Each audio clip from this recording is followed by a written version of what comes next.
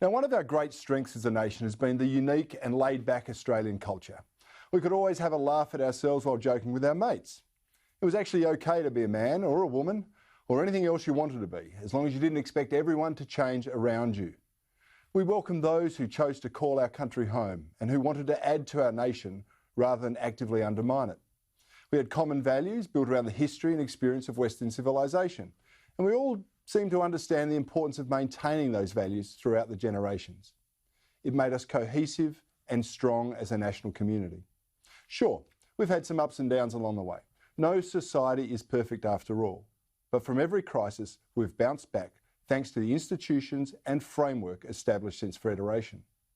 Now, those institutions include our Constitution, our education system, our families, and our innate human freedoms of thought, speech, faith, and conscience. Those constructs are all threatened by the left's Antonio Gramsci-inspired long march through the institutions that has come into effect.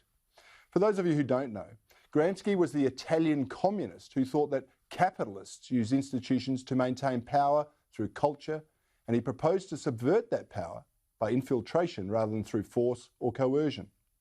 He sought to reposition the revolutionary left as intellectual and moral leaders, willing to make alliances with anyone who would help them achieve their aims. And that helps explain why the hard left will correctly defend gay rights, but then they'll also defend the inherent homophobia of Islamic theocratic states, or that they'll decry domestic violence, but remain silent about its prevalence in some minority communities. It also helps explain why the left position their causes as inherently moral ones, instantly implying that those who disagree with them are somehow immoral. Now, we can see the evidence almost everywhere, in our education system, the media, politics, and in public activism.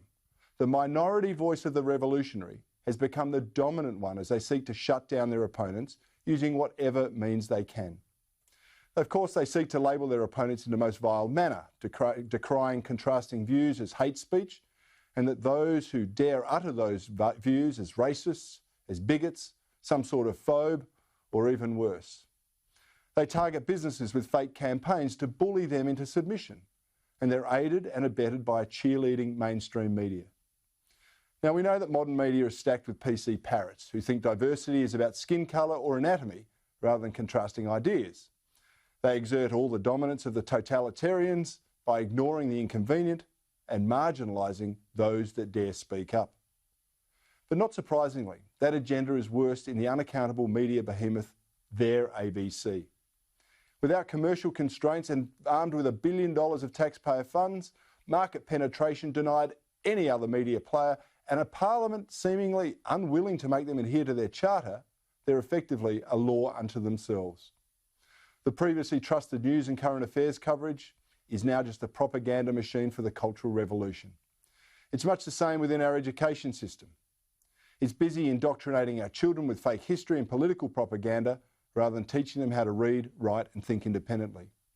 I mean, how on earth did we get to a point where chatting online about sex to a 15-year-old is actually a crime, but convincing a 4-year-old they might be transgender is part of education?